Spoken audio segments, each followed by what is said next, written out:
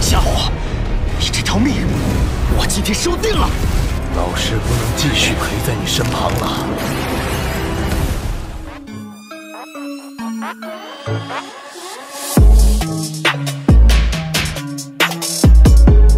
Halo para tetua, para pecinta Battle Through the Heavens dimanapun kalian berada. Gimana nih kabar para tetua yang selalu stay dan udah selalu meramaikan kolom komentar? Udah siap kancut dengan perjalanan dari Mang Oyan? Wuilah, gak usah pakai lama-lama lagi, kita kancutkan perjalanannya dan selamat berimajinasi.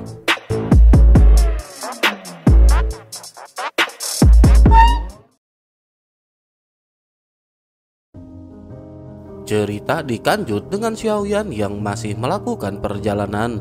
Kewaspadaan Xiaoyan meningkat saat Xiaoyan mengamati belasan atau lebih makhluk aneh yang berbentuk bulatan berdaging yang mengelilinginya. Meskipun wujud mereka ganjil, masing-masing memancarkan aura kekuatan yang luar biasa setara dengan kekuatan Xiaoyan. Hal ini menandakan bahwa mereka dulunya adalah para pejuang tangguh yang bernasib naas. Xiaoyan menduga bahwa mereka semua datang ke tempat ini dengan penuh percaya diri, namun pada akhirnya mereka menemukan kegagalan. Akhirnya mereka terjebak dalam bentuk yang mengerikan seperti ini. Kekuatan mereka yang mampu mencapai titik ini tidak perlu diragukan, namun transformasi aneh yang mereka alami menimbulkan pertanyaan besar. Cobaan macam apa yang telah mereka lalui dan musuh macam apa yang bersemayam lebih dalam? Meski dikelilingi oleh entitas-entitas aneh ini, Xiaoyan tetap melakukan langkahnya dengan hati-hati. Tidak jauh di depan, sebuah siluet putih pada saat ini menarik perhatian Xiaoyan. Begitu semakin dekat, Xiaoyan menyadari bahwa itu bukanlah sosok hidup, melainkan sebuah kerangka putih yang duduk bersila. Dua kilatan cahaya merah menyala dari rongga matanya yang gelap, memancarkan aura dingin dan kuno. Xiaoyan yang masih seorang diri terus melangkah menatap mendekati kerangka tersebut. Tiba-tiba sebuah suara serak dan berat seolah berasal dari kedalaman zaman menggema di sekitar kerangka tersebut. Suara itu menyatakan bahwa ada yang datang lagi untuk merebut sesuatu yang berharga dan bahwa sang dewa tidak akan membiarkan mereka berhasil.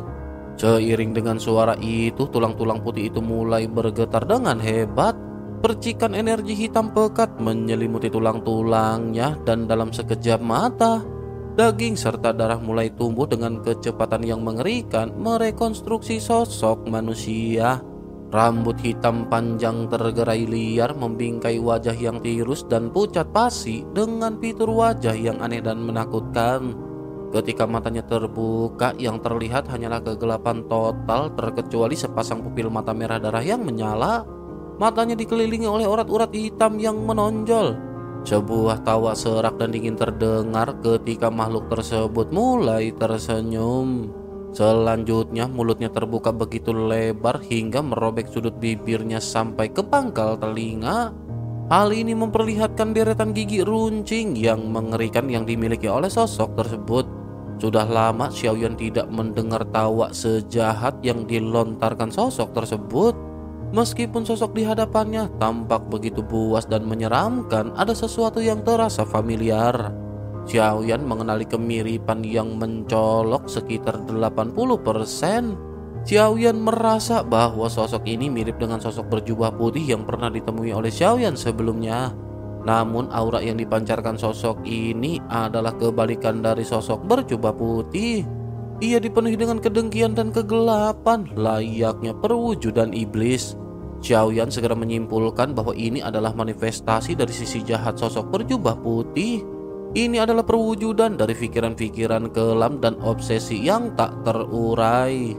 Jika sosok berjubah putih sebelumnya hanya menguji kualifikasi Xiaoyan tanpa adanya niat bertarung, maka entitas jahat ini adalah antitesisnya. Ia hidup untuk bertarung dan hanya pertarungan yang ada dalam benaknya. Obsesi terakhirnya adalah melindungi apa yang disebut sebagai jiwa void. Kini makhluk itu berdiri tegap mengenakan jubah hitam legam yang berkibar-kibar ditiup angin spektral.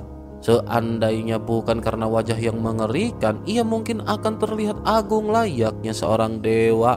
Dengan suara yang aneh dan menyeramkan seperti dua nada yang saling bertumpang tindih, ia mencemooh semua yang datang. Ia menyebut mereka semua adalah semut yang tidak pantas mengambil jiwa Void miliknya dan mengutuk mereka untuk mokat. Xiaoyan merenungkan bahwa setiap individu memiliki sisi baik dan jahat di dalam dirinya. Akumulasi keinginan dan emosi negatif yang tidak tersalurkan dalam hati dapat menjadi tak terkendali setelah kematian. Akhirnya hal tersebut menjelma menjadi entitas jahat yang seperti ini. Ia berpikir bahwa sosok ini telah jatuh dan seharusnya telah sirna, namun obsesinya yang kuat membuatnya tetap bertahan. Xiaoyan bahkan mempertimbangkan untuk menawarkan bantuan guna mewujudkan keinginan terakhirnya. Xiaoyan berniat untuk menggunakan pendekatan lembut. Xiaoyan mencoba menyampaikan niatnya meskipun tahu kemungkinan keberhasilannya sangatlah tipis. Namun makhluk berjubah hitam itu jelas tidak tertarik dengan negosiasi atau belas kasihan. Sebagai jawaban atas niat baik Xiaoyan, ia hanya membalas dengan satu kata yang penuh kebencian dan menyerukan kematian. Dengan jari-jari yang terkepal membentuk cakar, ia mengangkat tangannya dan mengayunkannya dengan kekuatan yang dahsyat. Gelombang energi hitam pekat melesat dari ujung jemarinya, merobek kehampaan dan menciptakan celah dimensional yang menganga. Dari dalam celah tersebut, tentakel-tentakel spasial berwarna ungu kemerahan berdenyut dengan aura beracun yang mematikan melesat ganas ke arah Xiaoyan. Warna ungu kemerahan yang melapisi tentakel itu menandakan racun yang sangat berbahaya. Menanggapi ancaman mematikan ini, lautan api yang menjadi ciri khas Xiaoyan seketika berkobar hebat menyelimuti tubuhnya sebagai perisai dan senjata. Pertarungan antara keduanya tidak terelakkan lagi dan Xiaoyan sama sekali tidak berani lengah. Meskipun Xiaoyan tidak bisa merasakan fluktuasi aura spesifik dari lawannya, Xiaoyan tahu bahwa sebagai entitas kuno yang kuat, bahkan sisa-sisa kekuatannya pun akan sangat dahsyat dan berbahaya. Kekuatan yang tersisa dari makhluk perkasa dari zaman kuno seperti itu pastilah luar biasa kuatnya. Kekacauan ruang dan waktu melanda, menggulung realitas di sekelilingnya menjadi pusaran yang tak terduga. Ada sebab yang mendasari fenomena mengerikan seperti ini. Sebuah kesadaran mulai terbentuk dalam benak Xiaoyan saat ia mengamati distorsi universal tersebut. Menghadapi ancaman yang tak terbentuk namun nyata, tubuh Xiaoyan seketika membengkak hingga mencapai ukuran ribuan kaki. Lautan api yang berkobar di sekelilingnya menghantam pukulan demi pukulan ke arah tentakel-tentakel kehampaan yang tak terhitung jumlahnya. Gelombang api raksasa menjulang ke angkasa, melahap dan menghanguskan sulur-sulur kegelapan tersebut. Sesaat kemudian, tubuh besar Xiaoyan kembali menyusut ke ukuran normal.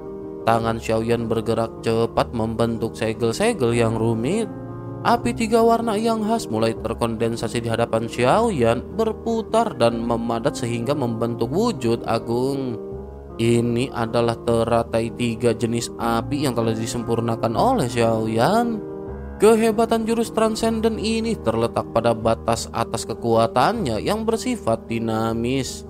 Semakin kuat musuh yang dihadapi, semakin dahsyat pula efek yang akan dihasilkannya.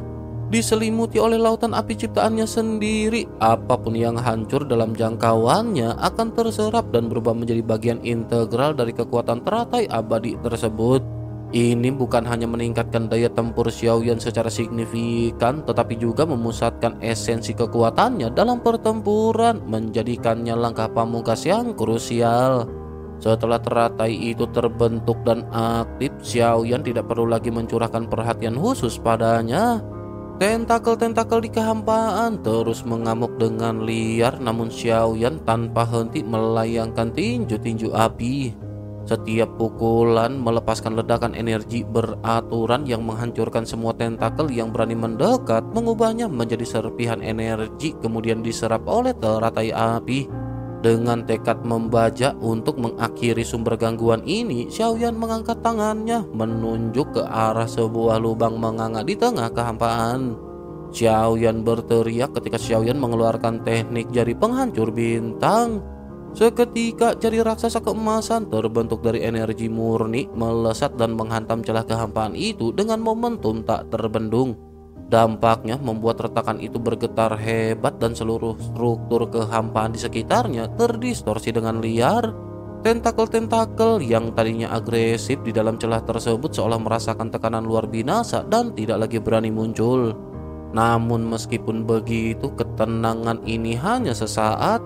Dari kedalaman yang sama dari mana tentakel itu berasal, seorang pria berjubah hitam perlahan berjalan keluar.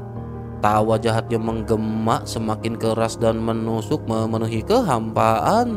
Ia mengangkat tangannya meniru gerakan pria berbaju putih yang pernah dihadapi oleh Xiaoyan sebelumnya. Ia menggambar sebuah lingkaran di udara, dan lingkaran yang diciptakan kali ini bagaimanapun jauh lebih masif dan mengancam. Lingkaran ini langsung menyelimuti Xiaoyan dalam radius yang cukup luas. Tanpa sempat bereaksi, Xiaoyan merasakan daya tarik luar biasa yang menyeretnya ke dalam lubang hitam pekat yang baru saja terbentuk. Tekanan mengerikan seketika meremukan tubuh Xiaoyan dari segala arah. Seluruh lubang hitam itu bergetar hebat. Telinga Xiaoyan menangkap suara ledakan rendah yang memekakan dan terus menerus, sementara tubuhnya terasa seperti terkoyak dengan brutal. Desisan kesakitan yang tak tertahankan lolos dari bibir Xiaoyan yang mulai bergetar. 9 bintang yang terpatri di antara alis Xiaoyan berkedip liar memancarkan cahaya yang intens. Kekuatan ini dipadukan dengan roh bintang 7 aslinya menghasilkan fondasi kekuatan fisik yang mengerikan. Meskipun Xiaoyan belum sepenuhnya mencapai alam kuno yang legendaris, saat tubuh itu tercabik-cabik oleh tekanan spasial, ia meledak menjadi kabut berdarah yang menyebar. Pria berjubah hitam itu jelas berusaha melenyapkan Xiaoyan dengan menghancurkan ruang tempat Xiaoyan berada. Namun ketahanan Xiaoyan tampak jauh melampaui perkiraannya. Dari kabut darah yang meledak dan tersebar itu, partikel-partikel mulai kembali berkumpul. Tubuh Xiaoyan dengan cepat terkondensasi dan terbentuk ulang, dan kali ini ukurannya membengkak hingga mencapai 10.000 kaki, lebih besar dan lebih mengintimidasi dari sebelumnya. Setelah dimuntahkan dari kehampaan yang hancur, tubuh raksasa yang baru terbentuk tampak tak terpengaruh oleh cobaan-cobaan berat barusan. Tanpa jeda, Xiaoyan pun segera melancarkan serangan balik. Dengan wujud setinggi 10.000 kaki, Xiaoyan mengerahkan 7 langkah mengejutkan para dewa. Setiap langkah dari 7 langkah kaki itu menghentak dengan kekuatan kosmik, bergerak maju untuk menekan pria berjubah hitam. Kekuatan destruktif dari 7 langkah itu membungkus lawannya dalam guncangan spasial yang dahsyat, menghancurkan kehampaan di sekitar mereka. Ini adalah manifestasi hukum kekuatan murni. Hanya kekuatan yang cukup absolut yang mampu melenyapkan segalanya. Menghadapi serangan dahsyat itu, pria berjubah hitam masih berdiri tenang dengan kedua tangan terlipat di belakang punggungnya. Ia kemudian mengetukkan jarinya ke udara sebanyak 7 kali. Setiap ketukan menciptakan sebuah titik hitam pekat. Ketujuh titik hitam itu kemudian melesat keluar dan begitu berada di bawah bayang-bayang kaki raksasa Xiaoyan, mereka mengembang dengan cepat, berubah menjadi 7 lubang hitam individual yang langsung menelan setiap langkah kaki yang sebelumnya sempat mendarat. Detik berikutnya, pria berjubah hitam itu muncul tanpa celah di atas kelapa Xiaoyan, dan ini merupakan sebuah taktik teleportasi spesial yang gesit dan efisien. Ini mirip dengan yang pernah digunakan oleh pria berjubah putih yang dihadapi Xiaoyan sebelumnya. Xiaoyan mengangkat alisnya sedikit, mengenali esensi dari seni mengubah bentuk dan memanipulasi ruang ini.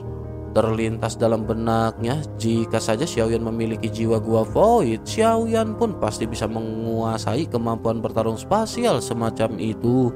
Xiaoyan mulai menyadari bahwa alasan mengapa pikiran jahat sisa ini begitu perkasa adalah karena kekuatan tempurnya diamplifikasi secara eksponensial di dalam ruang terdistorsi ini.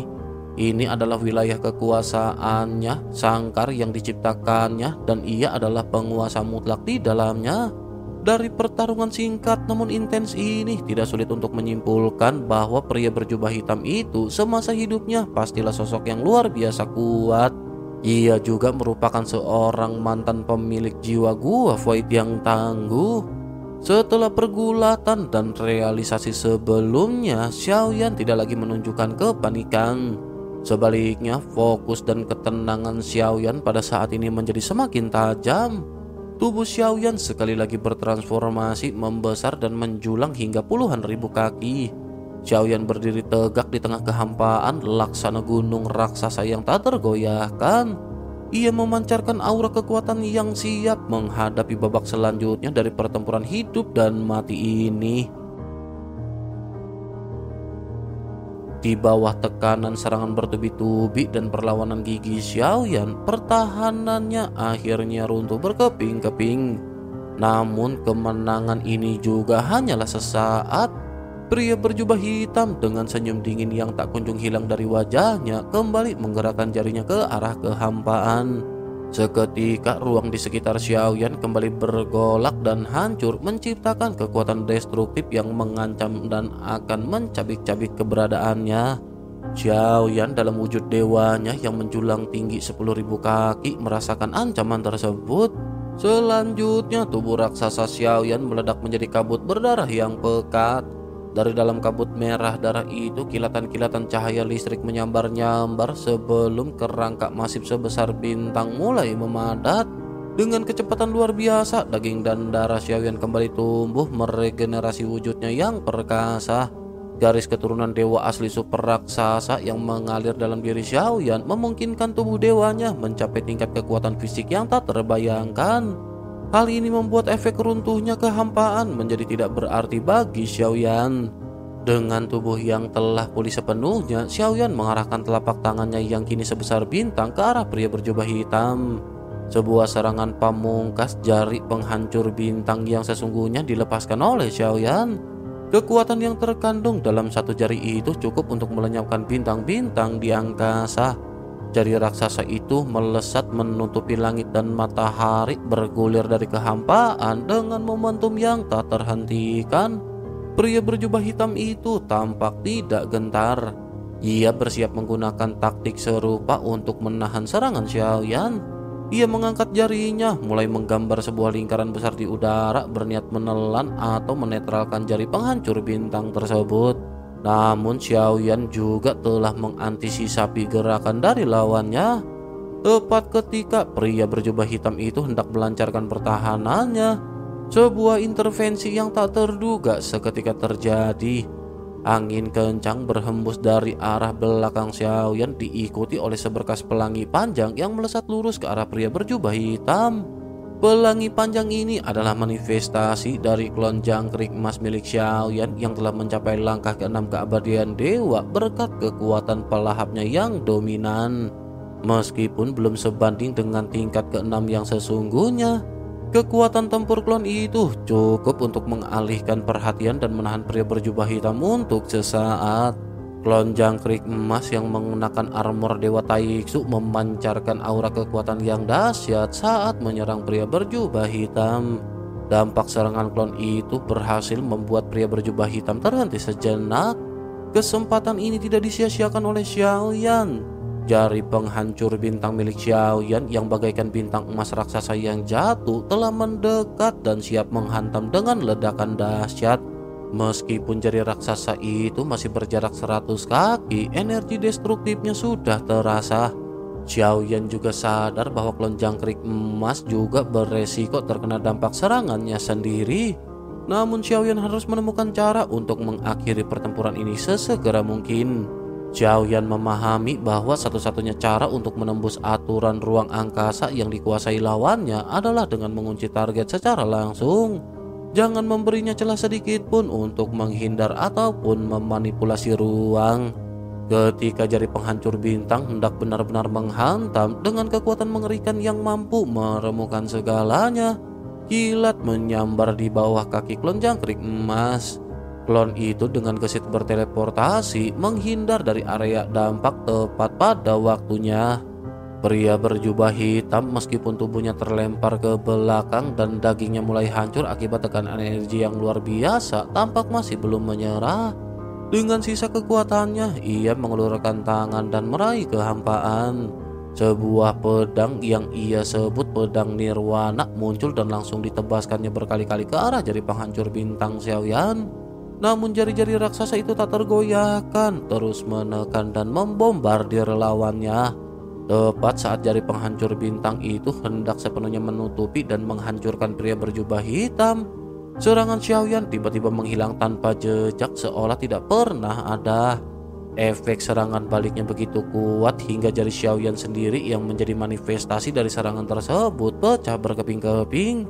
Darah keemasan berhamburan ke seluruh langit. Xiaoyan yang menggertakkan giginya tidak menyangka lawannya akan begitu sulit untuk dikalahkan. Seluruh lengannya hancur terpotong-potong meskipun serpihan daging dan darah itu masih terhubung oleh energi samar. Sebuah kesadaran menghantam Xiaoyan. Karena lawannya adalah manifestasi dari pikiran jahat, maka pikiran itu harus dilenyapkan sepenuhnya. Tekanan yang membara terpancar dari mata Xiaoyan yang kini menunjukkan ekspresi yang sangat tegas. Dengan kekuatan kehendaknya, lengannya yang hancur mulai menyatu kembali. Lebih dari itu, jari penghancur bintang yang telah gagal tadi bertransformasi berubah menjadi wujud sebuah telapak tangan raksasa yang memancarkan aura kuat. Serangan ini baru saja terbentuk dan siap untuk dilancarkan sebagai serangan penghabisan Xiaoyan. Di tengah kehampaan yang tak bertepi, sebuah kekuatan dahsyat laksana benua yang bergerak mengancam untuk menghancurkan sosok pria berjubah hitam. Namun bahkan di bawah tekanan sebesar itu, pria tersebut masih tegak mengangkat tangannya seolah hendak mengayunkan pedang tak kasat mata. Menghadapi ancaman mematikan ini, Xiaoyan masih tetap tidak gentar. Dalam kesadarannya, Xiaoyan mengaktifkan sebuah teknik warisan kuno. Teknik ini adalah tubuh ilusi emas. Dalam waktu sekejap, energi emas seketika menyelimuti Xiaoyan. Warisan dari Dewa Ilusi Emas mengubah wujud Xiaoyan menjadi sosok raksasa setinggi puluhan ribu kaki. Xiaoyan memancarkan aura keperkasaan yang memberikannya ketahanan luar binasa meskipun hanya untuk sesaat. Namun bagi Xiaoyan, sesaat itu diharapkan akan cukup untuk mengalahkan sosok tersebut. Telapak tangan raksasa milik pria berjubah hitam yang besarnya seolah menutupi seluruh cakrawala kehampaan akhirnya menghantam dengan kekuatan mengerikan. Transformasi Xiaoyan menjadi raksasa setinggi 10.000 kaki di tengah kehampaan itu merupakan pemandangan yang jauh lebih mencengangkan. Dari kejauhan, Ye Beijing yang entah sejak kapan telah berada di sana menyaksikan pertarungan kolosal tersebut. Ia terpaku pada benturan kekuatan dahsyat yang terpancar, namun juga merasakan keanehan pada manifestasi energi pria berjubah hitam sebelum serangan dilancarkan. Ledakan memekakan telinga menggema dan menggetarkan kehampaan. Meskipun dilindungi oleh tubuh ilusi emas yang legendaris, beberapa garis darah mulai tampak di permukaan telapak tangan raksasa Xiaoyan. Serangan pria berjubah hitam yang membawa esensi dari sebuah pedang nirwana yang mematikan terbukti masih mampu menembus pertahanan Xiaoyan. Namun yang terbelah oleh serangan itu bukanlah tubuh Xiaoyan semata, melainkan juga struktur dimensi kehampaan di sekitarnya. Hal ini menciptakan retakan-retakan spasial yang menganga. Pria berjubah hitam itu seolah mengeluarkan raungan tanpa suara dan esensi jahatnya memancarkan keyakinan mutlak bahwa jiwa Gua Void adalah miliknya yang tak tergoyahkan. Ia juga menyatakan bahwa tidak ada seorang pun yang diizinkan untuk merebutnya. Telapak tangan raksasa yang tadi menghantam Xiaoyan hancur berkeping-keping akibat benturan, namun dengan kecepatan yang tak terduga. Serpihan energi itu kembali menyatu dan sebuah tinju yang membawa daya hancur absolut kembali dilancarkan ke arah Xiaoyan. Xiaoyan membalas tatapan tak kasat mata itu dengan tekad yang membara di kedalaman matanya. Xiaoyan memahami bahwa lawannya bukanlah makhluk hidup biasa, melainkan sisa-sisa pikiran jahat dari seorang dewa yang telah lama mokat. Meski demikian, tekadnya untuk mendapatkan jiwa Gua Void itu tidak surut sedikit pun. Kedua entitas tersebut kini terkunci dalam sebuah pertarungan kehendak yang sengit, masing-masing dengan keras kelapak mempertahankan tujuan mereka. Pria berjubah hitam bahkan sebagai entitas residual tetap setia pada tugasnya melindungi jiwa Gua Void. Sementara itu Xiaoyan bertekad untuk mendapatkannya apapun resiko yang harus dihadapi. Xiaoyan juga menyadari bahwa meskipun dipenuhi dengan aura kejahatan, pikiran jahat ini mungkin juga berfungsi sebagai ujian, sebagai penjaga yang hanya akan menyerahkan jiwa Gua Void kepada pewaris yang dianggapnya berkualifikasi. Pertarungan dahsyat terus berkecamuk dalam dimensi kehampaan yang sangat sunyi. Xiaoyan segera menyadari bahwa mengandalkan kekuatan fisik semata, bahkan dengan dukungan tubuh ilusi emas, tidak dapat memberikan hasil yang optimal. Akhirnya dengan sigap, Xiaoyan segera mengubah strategi pertempurannya. 6 jenis kekuatan asal yang dimilikinya, termasuk api surgawi yang membara dan guntur pemusnah yang menggelegar, mulai bangkit dan dikerahkan. Xiaoyan pada saat ini bertaruh pada logika yang melayang di benaknya. Meskipun dewa ini dulunya mungkin sangat perkasa, yang tersisa kini hanyalah seberkas pikiran jahat yang tertarik pada sebuah artefak. Xiaoyan akan melawan kekuatan asal dengan kekuatan asal miliknya sendiri yang beragam. Xiaoyan menolak untuk percaya bahwa kombinasi 6 kekuatan asal miliknya tidak akan mampu menandingi kekuatan asal tunggal dari sebuah jiwa yang hanya berupa sisa-sisa dari masa lalu. Dengan keyakinan baru yang membuncah, Xiaoyan mengangkat tangan kirinya dan seketika sisi kirinya diselimuti oleh lautan api yang ganas, memancarkan panas yang sanggup melelehkan realitas. Tangan kanannya kemudian terangkat dan sisi kanannya menjelma menjadi penjara guntur yang berderak-derak liar, memancarkan energi destruktif. Xiaoyan telah memutuskan untuk bertarung habis-habisan menggunakan esensi kekuatan sejatinya. Dengan satu dorongan kuat ke depan, lautan api dan penjara guntur itu melesat maju secara bersamaan. Serangan ini menyelimuti pria berjubah hitam dengan cara yang paling brutal dan tak terhindarkan. Menghadapi serangan ganda yang dahsyat ini, pria berjubah hitam itu segera mengangkat tangannya. Sebuah warna hitam pekat yang aneh muncul di telapak tangannya, dikelilingi oleh lingkaran cahaya ungu merah yang berdenyut misterius. Sekilas pandang, Xiaoyan langsung mengenali objek tersebut. Itulah inti dari pencariannya di tempat terkutuk ini, yakni jiwa Gua Void. Xiaoyan sangat membutuhkan kekuatan jiwa Gua Void.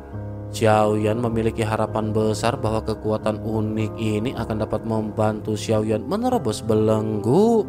Terobosan kekuatan spiritual semacam ini akan menjadi sangat krusial, terutama mengingat berbagai bahaya dan tantangan besar yang sudah menanti Xiaoyan di masa depan. Jiwa Gua Void di tangan pria berjubah hitam itu tiba-tiba mengembang dalam sekejap mata, berubah menjadi sebuah lubang hitam miniatur yang berputar dengan daya hisap luar biasa. Lubang hitam itu menelan habis lautan api dan penjara guntur milik Xiaoyan tanpa sisa.